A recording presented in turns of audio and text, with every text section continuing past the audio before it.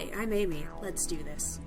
So Spider-Verse was an awesome movie, and one of the many wonderful characters that film helped reintroduce into pulp culture is Ghost Spider, aka Gwen Stacy, aka Spider-Gwen. A character once known as pretty much just a dead girlfriend has found new life, and she's rad. You know what other movie I enjoyed recently for other reasons? Venom, the best romantic comedy of 2018.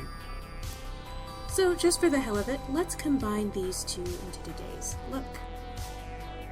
Okay, I've got my hair up and base done.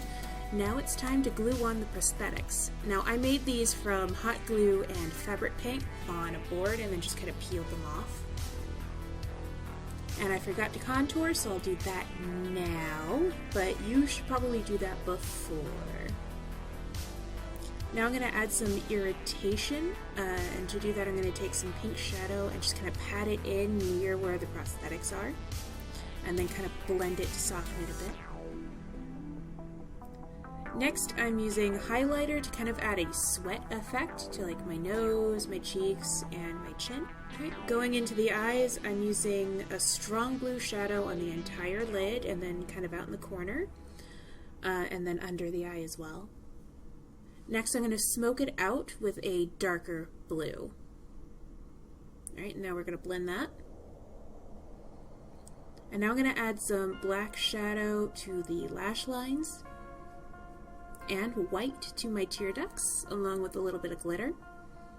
Why? Because why not? I'm bored, I'm stuck inside, we're going to add glitter to things. Now it's time for the eyeliner, which we're also going to use to add more tendrils to the prosthetics by just kind of connecting them. Okay, finally just add lashes, a red lip, fangs, and a blonde wig, and we're done. I don't know why, but I suddenly want to take this look to an arcade. I guess that's goals for when for when Earth opens up again, I guess.